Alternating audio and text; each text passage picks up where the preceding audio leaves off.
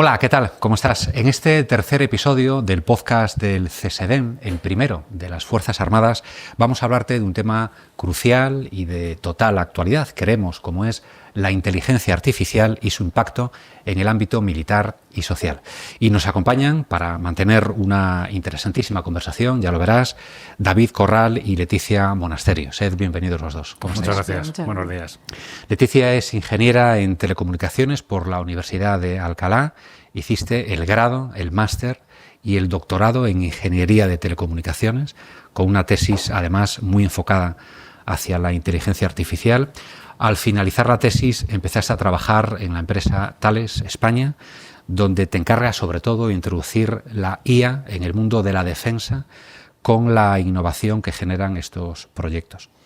Y David, eres responsable de innovación de Radio Televisión Española, eres periodista de formación y casi siempre, y estoy convencido de que es tu caso, por vocación también, experto en inteligencia artificial y autor de varios artículos en el Instituto de Estudios Estratégicos, el think tank de la defensa, y entre ellos de un artículo que aquí nos interesa mucho porque vamos a referirnos a él en varias ocasiones, como es la carrera de la IA militar, el maratón de las normas para regularla. Nos proponemos, si os parece, para empezar, preguntarnos si podemos ver o no, o si es exagerado, ver a la IA como una revolución, ¿no? Utilizamos siempre estas palabras grandilocuentes cuando aparece algo nuevo, pero es exagerado referirnos a la IA como una revolución en el ámbito militar. Esa es mi primera duda. David, ¿es tan transformadora la IA en este ámbito? Pues yo te diría que en estos momentos sí. Estamos viendo cómo afecta toda la inteligencia artificial a nuestra vida cotidiana. Pues llevémoslo ya al campo de la defensa, el conflicto, la guerra. Y evidentemente sí, no es a lo mejor tan conocido como vemos otros casos, otras aplicaciones, como son las tecnologías que tenemos en casa, ¿no? Es decir, desde las videoconferencias, los teléfonos móviles, las cosas que hacemos con sistemas sanitarios o judiciales, donde ya se aplica inteligencia artificial, pero en el caso militar pues está ahí y además es importante, ¿no? Porque al final todo lo que tenga que ver con defensa y ejército pues siempre ha sido en los ámbitos o a lo largo de la historia la punta de lanza o el motor que ha movido muchísima innovación, ¿no? Y si nos vamos atrás en la historia y empezamos a pensar, pues eso, la pólvora, ¿no?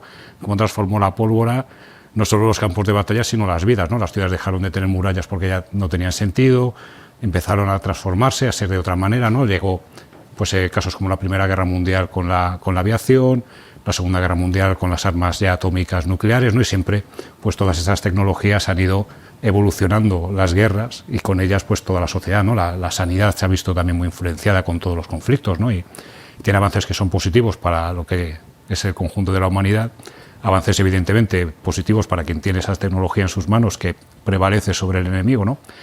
Y en este caso, pues la inteligencia artificial pues tiene muchas cuestiones clave, ¿no? Y la primera de ellas es que el poder o la fuerza siempre había estado en manos de los militares o de instituciones, ¿no? Es decir, ¿quién manejaba los cañones, ¿no? Pues los artilleros, que eran parte de un ejército. ¿Quién volaba un avión de combate? Pues una fuerza aérea de un ejército. Y ahora vemos que la inteligencia artificial está en manos de cualquiera en su casa, ¿no? Es decir, que toda esta tecnología, de repente, para bien o para mal, la tenemos en nuestras manos, ¿no? Y a altísimo nivel, de alguna manera, pues claro, los tienen las Fuerzas Armadas para aplicaciones militares, ¿no? Entonces, pues es una revolución y lo estamos viendo en todo, ¿no? En cómo los gobiernos invierten, en cómo las empresas invierten, en esta carrera que está de una manera discreta sucediendo entre grandes potencias, pues para seguir siendo hegemónicos, ¿no? Y la tecnología, pues, fundamental en el mundo en el que vivimos. Veo que Leticia asientes, evidentemente no es exagerado, ¿no? Porque siempre que aparece una tecnología hablamos, esto lo va a cambiar todo, ¿no? Pero en este caso esto es en serio, ¿no? Sí, o sea, estoy muy de acuerdo con David. La inteligencia artificial ha sido una herramienta que ha revolucionado a nivel civil y a nivel... Bueno, está en proceso de revolucionar también a nivel militar. Ya, si nos remontamos, por ejemplo, al COVID, sí que es verdad que la inteligencia artificial ha ido evolucionando cada vez más. Yo, desde que empecé la tesis, no tiene nada que ver cómo empecé yo con la inteligencia artificial y en los límites en los que está llegando ahora. Sin duda, en el ámbito civil, en el día a día nuestro, la inteligencia artificial tiene una importancia muy grande en nuestras vidas y poco a poco en el ámbito militar lo está empezando a ser. Ya no es solamente una inteligencia artificial, o sea, la idea es crear una inteligencia artificial o utilizar esa herramienta que sirva como apoyo, como una sugerencia en esa parte militar. Nosotros, por ejemplo, desde Thales estamos colaborando mucho en proyectos europeos que lo que intentan es eso, intentar que sea una herramienta que sirva siempre de apoyo en el terreno de combate. Por ejemplo, trabajamos en un proyecto europeo, Faraday, que la idea es ayudar a todas aquellas personas que están en el campo a establecer una posible ruta, una COA, un Course of Action en ese momento, que vaya desde un punto A hasta un objetivo, teniendo en cuenta toda la orografía del terreno, los posibles riesgos que pueda haber, cosas que a día de hoy el humano no es capaz de ver por sí solo, y que esa inteligencia artificial con los sensores que hay desplegados es capaz de tener un mayor contexto de la situación y, ¿por qué no proponer una posible solución para que siempre el humano tenga la última palabra y decida qué hacer, pero utilizando su experiencia, su conocimiento y ese apoyo que le puede dar la inteligencia artificial? Entonces sí, está revolucionando. Desde luego. Vamos a hablar de ese tema que tú inteligentemente introduces, Leticia, que es cómo ha cambiado la dinámica en el campo de batalla, en conflictos ya concretos, gracias o por culpa de la inteligencia artificial, ¿no? David, en el caso concreto de Ucrania y de Gaza, por poner un ejemplo, ¿de qué manera esta tecnología ha alterado ya las estrategias militares? Pues te añadiría incluso un tercero, ¿no?, que fue el que enfrentó a Armenia y Azerbaiyán, ¿no?, donde el uso de los drones pues fue vital para resolver un conflicto que llevaba enquistado décadas, aparte de pues eso, el apoyo de grandes potencias y otra serie de dinámicas, pero en el campo de batalla quienes al final decidieron el combate pues fueron drones automáticos que atacaban posiciones supuestamente bajo control humano, pero de manera automática, ¿no? ¿Cómo está alterando? Pues supuestamente también, digamos, porque no es público, ni se quiere hacer público, que se está utilizando tanto en Oriente Medio, en Gaza o en el Líbano, como en Ucrania o dentro del territorio ruso, pues se están utilizando tecnologías basadas en inteligencia artificial, ¿no? Y esto va pues desde, te diría, recopilación de inteligencia, todo lo que pues sea seguimiento de fuentes abiertas, de señales, de satélite, etcétera, etcétera, al concentrar toda esa información y que una inteligencia artificial te ayude a procesar para que los mandos puedan tomar decisiones, adquisición de blancos, con todo el problema que tiene si decides que ese blanco va a ser objeto de fuerza o va a recibir un ataque que pueda ser letal o no, mantenimiento, logística, cadenas de todo tipo de servicios a las fuerzas.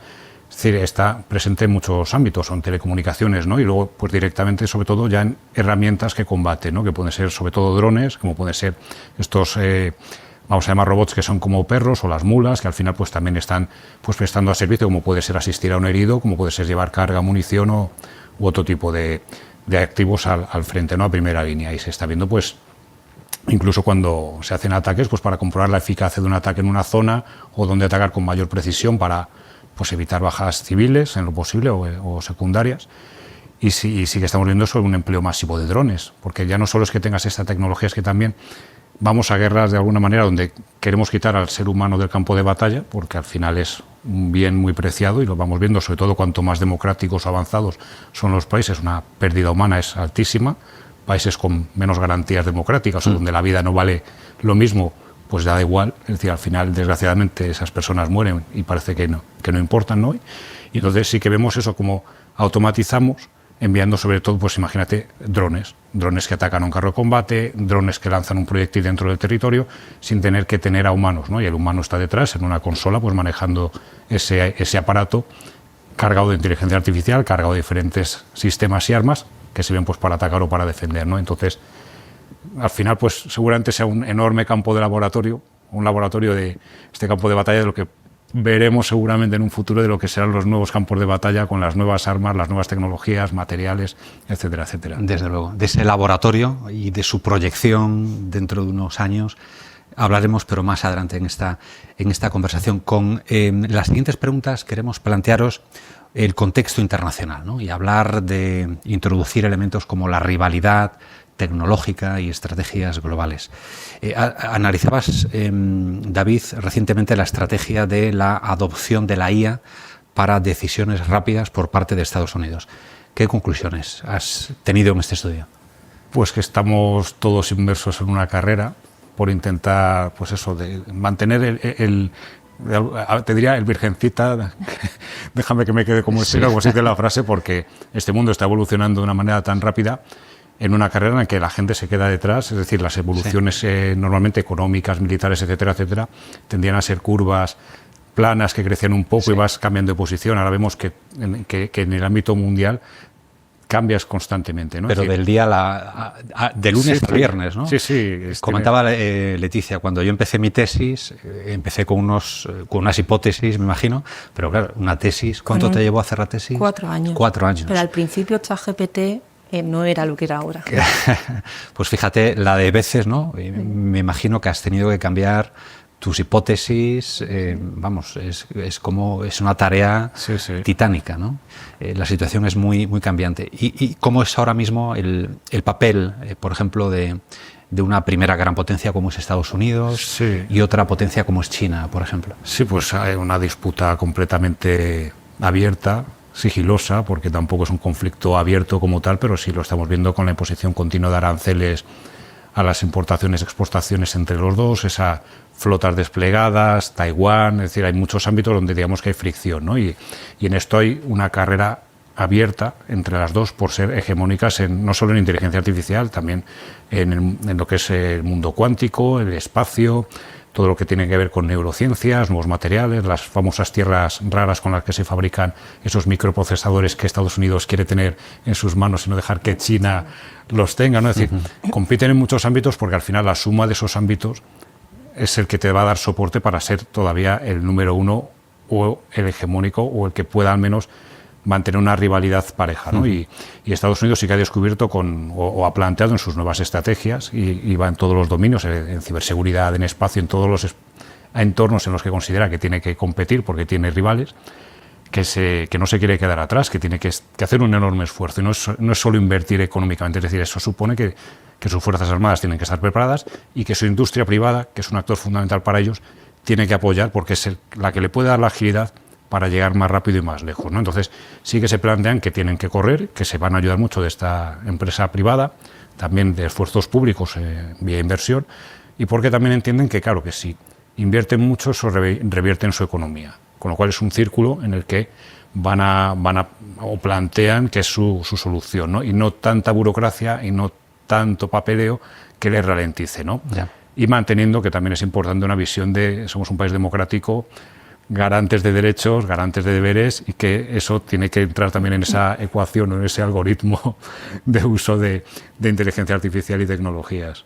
Hablas de lo adelantado que va China, de la determinación también de Estados Unidos, ¿no? Esa asunción de la necesidad de tenemos que correr, ¿no? Porque nos llevan la delantera. Leticia, ¿y en Europa y en España también? ¿Cuál es el mayor reto que tenemos por delante para diseñar esos sistemas que procesen los datos en tiempo real y que nos sirvan después a los humanos para tomar decisiones? Los datos son muy importantes. O sea, para que una inteligencia artificial funcione bien, sea prácticamente en tiempo real y tenga una precisión buena, es necesario que existan muchos datos, variables, de gran calidad, y aquí es donde está el principal problema de la inteligencia artificial y a lo mejor en defensa, en el ámbito civil. A lo mejor la recolección de esos datos es un poco más fácil, pero en el ámbito de la defensa es algo un poco más complicado, y es aquí donde las distintas partes que forman este ámbito deberían colaborar, o a mi parecer debería haber una unión que permita que esas inteligencias artificiales pues, tengan a su disposición una mayor cantidad de datos y de gran calidad. Y es aquí donde la regulación forma un papel muy importante, ya no solamente a nivel de qué hace la inteligencia artificial, sino y garantizar los derechos de la sociedad, que al final pues, es lo más importante, a mi parecer, frente a otros ámbitos, ¿no? Otros sí. como China, que a lo mejor no lo tienen tan en cuenta. Pero bueno, Europa en este sentido sí que es verdad que ha sido la primera que ha empezado a tener una regulación en cuanto a inteligencia artificial, pero sí que es una parte que tenemos que seguir trabajando, sobre todo si queremos a lo mejor alcanzar a Estados Unidos con esa inteligencia artificial y ese nivel de tecnología que ellos están adquiriendo. Para eso necesitamos datos y trabajar todos juntos. Y colaboración, ¿no? Que no haya compartimentos estancos, entiendo, entre los distintos organismos, administraciones. Claro, es lo que decía David, que ahí sí que tienen que colaborar tanto a nivel organismos como empresas del sector tecnológico. Desde Thales sí que es verdad que estamos intentando colaborar y garantizar una inteligencia que sea transparente, comprensiva y ética, pero queda mucho trabajo. ¿Estás de acuerdo, David, en que se trata de colaborar, sí, no es compartir? Fundamental, claro, porque estamos hablando de Estados Unidos, que es una potencia como tal, muy clara su política exterior, su política de defensa, todas sus políticas son muy claras y van todos a una, ¿no? En el otro lado tenemos a China, gran potencia comunista, planes quinquenales, también saben desde hace décadas y las décadas que están por venir dónde van y qué quieren, y sus objetivos son muy claros y están publicados, ¿no? Y aquí, pues en Europa, pues somos los que somos, cada uno con nuestras políticas nacionales, cada uno con nuestros intereses comunes y nuestras diferencias, ¿no? Y al final Estados Unidos tiene un conjunto enorme de empresas y de industria muy centrado, China igual, y nosotros al final pues tenemos grandes empresas europeas como pueda ser Thales, hablamos también de, podría ser Airbus, Indra en España o Leonardo en Italia, podemos repasar todas, pero al final son muchas empresas y parece que no hay un paraguas que nos englobe. O sea, tenemos la OTAN que nos engloba con Estados Unidos como aliado, pero quizá una iniciativa entre aliados, es decir, compartamos incluso con otros aliados como pudieran ser Australia o Japón, Corea del Sur, etcétera, etcétera, compartamos datos que nos permitan hacer una inteligencia común, o sea, como decía ella, ética, transparente, pero útil para todos y no tener que estar haciendo microesfuerzos. O quizá dentro de la propia Unión Europea esta famosa política común de defensa que fuera también, oye, los 27 planteémonos ya, como hemos hecho con el euro, pues en este caso la inteligencia artificial, que es fundamental y va a ser fundamental en nuestras vidas, no solo en el ámbito militar, sino en todos, compartamos datos que sean de verdad relevantes. Y no vayamos país por país, porque claro, si cada país tiene una política, una estrategia, una agencia nacional, un demás, poner todo eso de acuerdo, y lo vemos cada vez que se reúnen en Bruselas, y más con esta nueva comisión que ha empezado y en esta nueva legislatura parece que fácil, de momento, no va a ser. Hay que decir que estamos grabando esta conversación, este tercer episodio del podcast de CSDEN, pues en diciembre, a principios de diciembre de 2024. Puede que si alguien ve esto dentro de unos meses, la situación sea totalmente diferente, precisamente por lo que estamos hablando, ¿no? Para mejor, que puede mejorar, pero para peor también, que todo es susceptible. Para mejor, ¿no? Me sumo al para mejor también. Ojalá. Yo también soy de lo opuesto. Deseo año nuevo. Optimismo siempre. Hablemos de la ética. Por lo que llevamos de charla, Leticia, David, intuyo que hay pues varios titulares, ¿no? Uno, la necesidad de compartir esta ingente cantidad de datos, de compartir mecánicas, técnicas, avances tecnológicos aquí en Europa. Y por otra, se desliza en vuestras respuestas la preocupación por los principios éticos, ¿no? Habéis dicho más o menos los dos que concebís la inteligencia artificial como esa herramienta de recopilación de una ingente cantidad de datos que después siempre van al humano, ¿no? Y que nosotros somos los que apretamos el botón de la toma de decisiones, ¿no? Esa es la realidad. Pero claro, yo es que a veces veo series de televisión, no soy muy de series, ¿no? Pero recuerdo, por ejemplo, Black Mirror, ¿no? Que todos recordaréis, que tuvo un éxito impactante. A veces veías cosas y decías, pues esto no me parece tan extraño. O sea, es distópico, es un mundo nuevo, pero no me parece que estemos tan lejos, ¿no? ¿Se puede dar el caso de que estamos creando un monstruo y que el ser humano se ha apartado de esa toma de decisiones, Leticia? A ver, yo creo que ese es el miedo de la sociedad. Al final va a haber una inteligencia artificial que me va a sustituir, pero yo sigo creyendo en la sociedad y a nivel de inteligencia artificial creo que eso no es posible. Siempre tiene que haber un humano por medio que sea el encargado de tomar la última decisión, mantener lo que es conocido el human in the loop, y él siempre va a ser el que, si hay que apretar un botón, lo apriete el humano. No se puede dejar que la inteligencia artificial tome una decisión tan importante. Siempre tiene, vamos, yo lo concibo como una herramienta que se encarga de sugerir y darte unas opciones pues que no has sido capaz de contemplar y que, bueno, las tienes ahí y tú eres el que decides si se llevan a cabo o no. Sí. ¿Eres igualmente optimista respecto a la inteligencia artificial? Me gustaría ser optimista, ¿no? Porque la imagen, y tú lo sabrás muy bien, que se ha visto muchas veces, tú decías Black Mirror, es Robocop. Es decir, sí, algo que empieza a generar robots que acaban con la humanidad porque considera que ya no es útil en el planeta y que fábricas de robots pues toman el control, ¿no? Y al final, yo creo que soy positivo, que en general la humanidad tiende a hacer que la palabra humanidad sea cierta, y quiero pensar pues eso, que todavía somos capaces de entender que queremos seguir viviendo y que queremos ser humanos respecto a nuestros congéneres, ¿no? Pero también, por otro lado, me preocupa porque parece que no aprendemos las lecciones, ¿no? Y tuvimos la Segunda Guerra Mundial, que se llevó por delante millones de vidas en todo el planeta y que se resolvió en el Pacífico con el lanzamiento de 2 bombas atómicas que fueron, y a lo mejor, o personalmente, en mi opinión, una salvajada en cómo acabó con miles de personas en apenas unas fracciones de segundo, ¿no?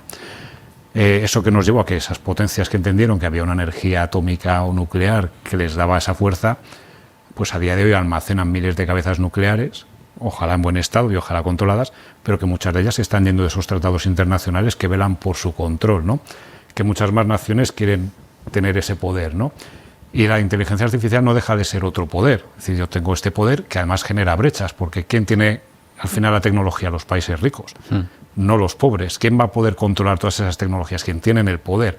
Con lo cual tendremos un mundo en el que esas grandes potencias podrán subyugar, controlar o decidir por otras naciones que no tienen esa capacidad de fuerza o de injerencia simplemente con ataques cibernéticos. Es decir, no tienes por qué destruir nada, simplemente desmantelas los servidores de los servicios sanitarios, de Hacienda, de la bolsa de un país y acabas de quebrarlo, ¿no? Entonces, yo quiero pensar que como humanos vamos a intentar darle un buen uso, ¿no? Pero a mí sí me preocupa pues casos de países donde existen dictadores, donde ya se hacen acciones de fuerza y da igual las sanciones de Naciones Unidas, da igual toda la comunidad internacional criticando, da igual que esos misiles sobrevuelen terceros países para provocar conflicto, y que alguno de esas naciones sí que decida que independientemente y fuera de todo da ese paso hacia adelante, ¿no? Porque sí que existen tecnologías, y en el caso de los drones, que son capaces de identificar y disparar. Están limitadas, es decir, o ya hay armas que van montadas en los aviones que es yo mismo me gestiono, tú no te preocupes, tú vuela al avión y dentro de nada ni siquiera habrá un piloto en un avión, que yo ya me encargo de hacer todo, ¿no? Es decir, que hay que destruir esto, yo te lo destruyo. Pero que coincido con ella, es decir, ojalá haya alguien que diga sí, no, o esto no es ético, o esto no es legal, o si acabar con este blanco va a suponer la muerte de 400 personas porque está en un bloque de viviendas, no lo podemos hacer. Es decir, no vale todo cualquier precio, ¿no? Entonces, ojalá, y de verdad, ojalá siempre haya un humano tomando una decisión y esa decisión sea racional, ojalá, ética, sí, porque con que haya uno o sea, que no lo haga, ¿no, Leticia? Al final, la inteligencia artificial es una herramienta y es el propio humano el que decide cómo utilizarla. Y yo creo que aquí es donde las empresas tecnológicas juegan un papel muy importante en crear inteligencias artificiales que sean respetuosas con la humanidad. Ya, pues lo que hemos ido comentando previamente, una inteligencia transparente, comprensiva y sobre todo ética, que tenga cuidado y que esté la sociedad por encima de todo. Ese sería el papel que tenéis en empresas como tales, ¿no? Eso es decir, de un papel también de contribución a la seguridad, a garantizar la seguridad con la inteligencia artificial, que tiene que ir pues totalmente agrupado, ¿no? Con todo tipo de acciones desde los organismos públicos y desde los países y los estados. En este sentido, David, la cumbre REAIM, se dice así, y el plan de acción de Seúl, nos gustaría que nos explicaras qué papel han jugado o están jugando en este proceso de regular globalmente la inteligencia artificial y también saber, y esto va por los dos, desde luego, qué está impidiendo que se avance, si hay algo que lo impida, hacia acuerdos más sólidos en la regulación de la IA militar, en este caso. Pues en REAIM, que viene a ser en español la Cumbre Internacional de Países para el Uso de la Inteligencia Artificial en el Ámbito Militar, tiene varias curiosidades. O sea, la primera es que es un organismo o un ente como tal que no existe, es decir, no es Naciones Unidas, no es la Unión Europea, no es la OTAN, no es un entorno establecido, con lo cual ya tiene un algo que es simplemente una suma de países. En Seúl hicieron su segundo encuentro. En el primero, respecto al segundo, ya se multiplicó el número de participantes, con lo cual es una iniciativa de países que no parte de algo ya existente. Eso te rompe esas fronteras de debate que puede haber en el Consejo de Seguridad de Naciones Unidas, o quién lidera, o demás. ¿Quién está, quién no está? Exactamente, es decir, eso es una primera capa interesante, es decir, nos vamos a juntar a hablar como países directamente. Es una iniciativa que parte de diversos países, no está liderada ni por Estados Unidos, ni por Rusia, ni por China. La principal gran potencia que podía estar es Reino Unido, pero está también Corea del Sur, está Países Bajos, algunos países africanos, con lo cual también es muy multipolar en ese sentido de no queremos que haya un líder muy claro, y tiene esa vocación de empezar a generar quizá una hoja de ruta con criterios como los que decía Leticia, ¿no? De esa ética, esa transparencia en el uso de la inteligencia artificial en el dominio militar, en el ámbito militar, y ya va planteando pues riesgos y también algunos caminos que se podrían ir siguiendo como primeros pasos. Es decir, ya por lo menos va poniendo hitos de, a ver, esto tenemos que empezar ya a plantear este camino. No podemos dejar que esto avance y que avance tanto que un día seamos incapaces de dominarlo, ¿no? O de que un país haya avanzado tanto que ya seamos incapaces de ponerle freno. Y sí que se van sumando países. El problema de todas estas legislaciones, o sea, de momento no existe ninguna global que sea vinculante, que es la palabra. Es decir, no hay nadie o nada que obligue a nadie a hacer cosas. Y entonces sí que tiene este concepto ético de puedo asumir éticamente que esto lo tengo que hacer porque considero que soy una nación democrática, que no quiero generar conflicto, que no quiero utilizar esto pues más allá de un uso militar, pero no ofensivo o letal, ¿no? Pero es un precedente bastante positivo. Se han sumado a esta declaración de Seúl, que es la primera, ya con puntos claros de acción, la mayoría de los países que acudieron, algunos importantes como China, no. También es importante, pues eso, que poco a poco estas grandes potencias de las que hablamos, que tienen realmente el poder, se vayan vinculando y sobre todo den ejemplo y se sumen, porque si al final, pues no sé cuántos países somos ahora, 170 en el planeta, ¿no? Si nos sumamos 167, pero se quedan fuera Estados Unidos, China y Rusia, da igual que 167 naciones firmemos lo que sea, que no servirá para nada. Vamos. Y también las empresas de estos países, ¿no? Sí. Leticia. Sí. A nivel de empresas es muy importante, sobre todo empresas tecnológicas, es muy importante que se participe en esta regulación. Yo puedo hablar a nivel de Thales, por ejemplo, a nivel España está participando en la Asociación Española de Calidad, donde hay un módulo destinado completamente a inteligencia artificial, donde se tratan ya no solamente los avances de esa inteligencia artificial, sino también hay una pata destinada a esa regulación. Y bueno, ya más fuera del ámbito de la calidad, Thales participa en muchos foros de forma activa, como pueden ser la TDAE o la COE, donde propone y siempre está activo para mantener esa regulación, esa ética y ese compromiso en que la inteligencia artificial sea algo bueno. Quiero hacerte una pregunta, Leticia, expresamente sobre tu vida académica, ¿no? Y tu trayectoria académica a la que nos referíamos antes, porque también tenemos que involucrarnos nosotros, digamos, los civiles, ¿no? en el tema de la IA, universidades, medios de comunicación, ciudadanos particulares, todo tipo de asociaciones, ¿no? Aunque no sean del ámbito ni de la defensa ni siquiera de la tecnología. El mundo de la academia, ¿qué debería priorizar para preparar a las nuevas generaciones en los desafíos éticos de los que hemos hablado y tecnológicos también por parte de la IA? Seguir en la línea que estamos hablando, esa ética que se está pidiendo a nivel de naciones y a nivel de empresas, también es importante que a nivel académico se transfiera a las nuevas generaciones. El que contemplen una inteligencia artificial con la que van a salvar el mundo o que van a poder hacer todo, ¿no? O sea, también hay que enseñar que la inteligencia artificial es una herramienta y siempre tiene que ir acompañada de una regulación y un compromiso con la sociedad. Entonces, a nivel académico sí que es verdad que también habría que transmitir ese concepto o ese mensaje a las nuevas generaciones. Te puedo hablar a nivel tecnológico, por ejemplo, también en Thales se está participando mucho en esa parte académica con una rama, el Cortes, bueno, Cort IIX, o sea, Cortes, que lo que hacen entre tres de sus pilares, uno de ellos es académico, donde el perfil son doctores, en torno a 100 doctores, que lo que hacen es innovar en esa inteligencia artificial, en los nuevos avances, pero siempre manteniendo esa regulación y ese compromiso con la sociedad.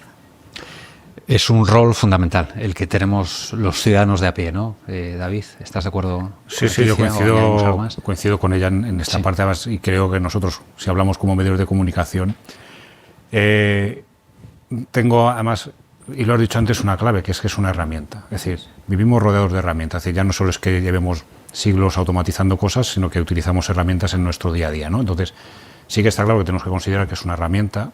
Lo único que le falta todavía esa legislación, esa certificación, ese marco de uso de cómo utilizamos en cada ámbito de nuestra vida, ¿no? Y si nos lo planteamos en el mundo del periodismo, como profesionales, evidentemente, claro que vamos a utilizar la inteligencia artificial, pero como profesional que soy, igual que cualquier otra herramienta. Es decir, de repente no voy a utilizarla para generar mentira continuamente o para generar falsedades, sino que intentaré utilizarla precisamente para lo contrario, para luchar contra la desinformación, ¿no? Como podría ser en nuestro caso.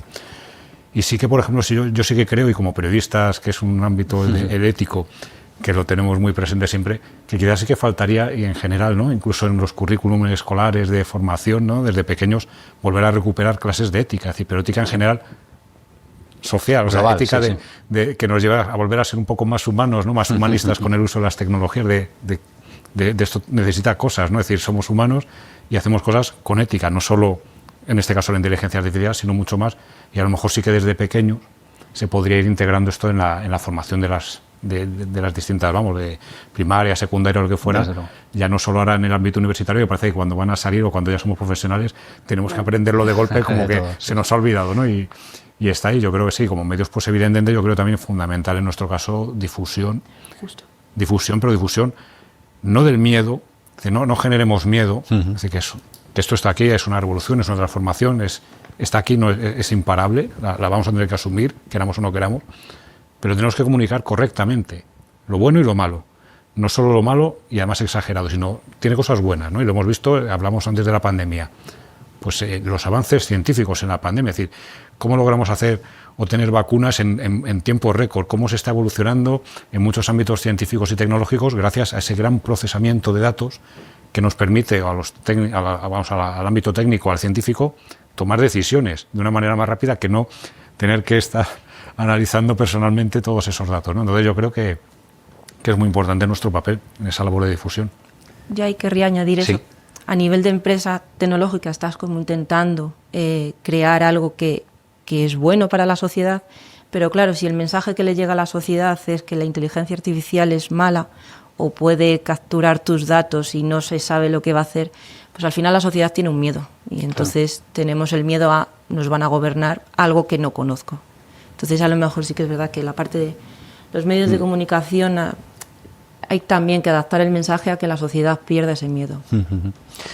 Entendido el mensaje, pues en eso tú tienes mucho que hacer y yo un poquito también.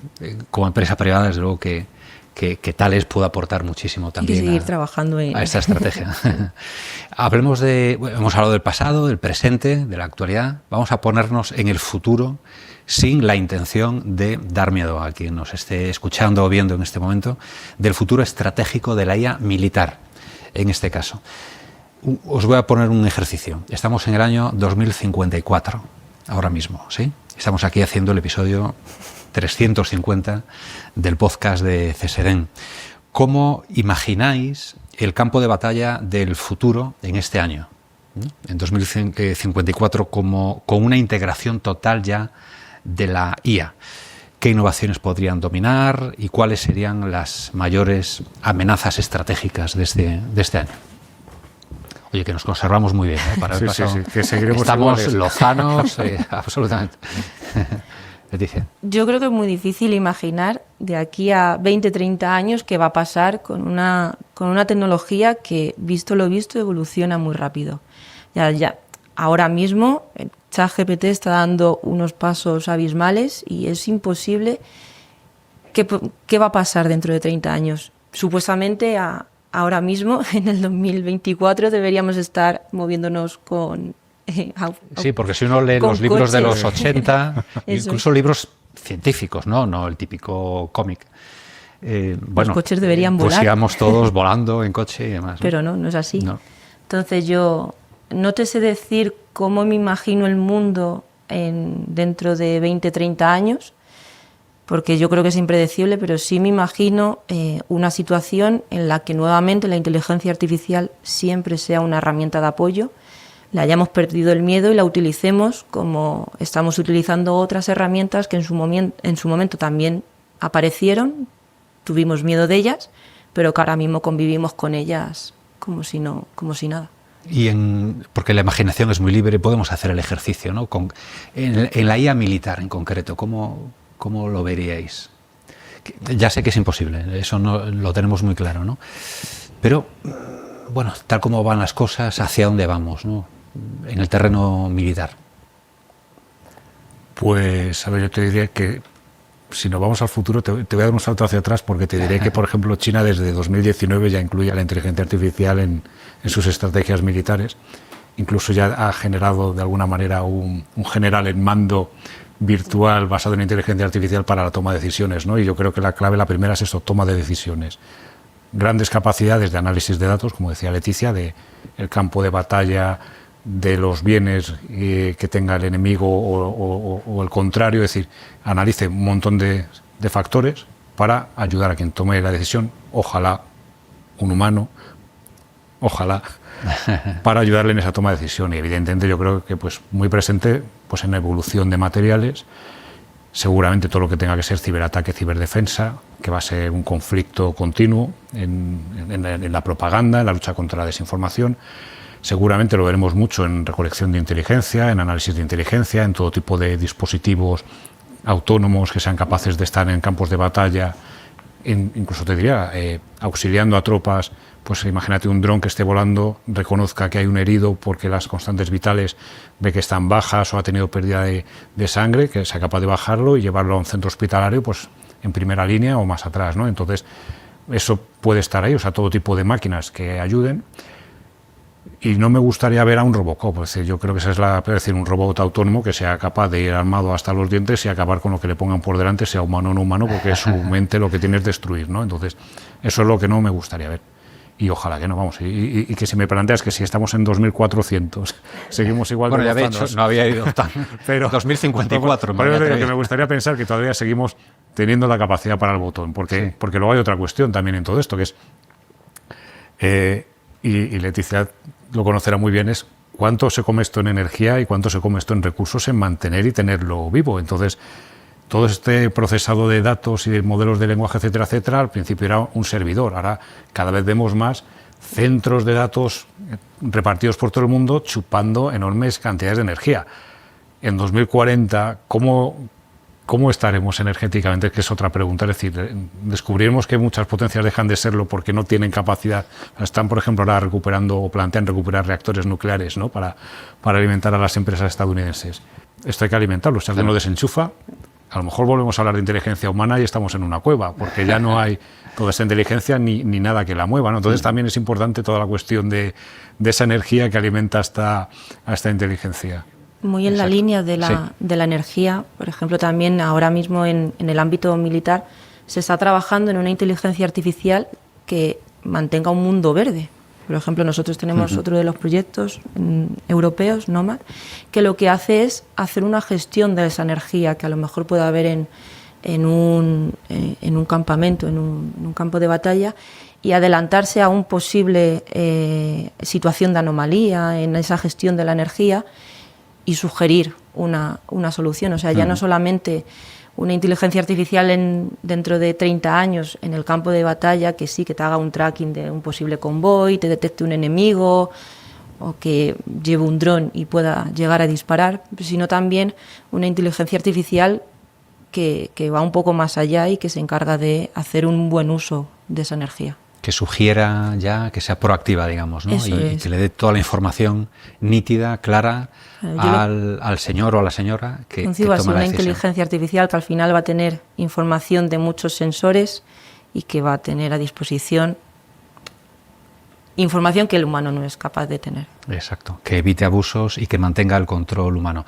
Habéis dado muchísimos titulares, de los dos me quedo con varios. Quizá hay uno muy claro, ¿no? Que es "Yo no quiero un Robocop", que lo decías tú, David, que puede resumir un poquito la inquietud, ¿no?, que todos tenemos por dentro, aunque seamos conscientes de que tenemos que ser veraces, hay que informar de la parte positiva, desde luego, de la incorporación de la inteligencia artificial a nuestras vidas, que la hay y es abrumadora, ¿no? Abrumadora.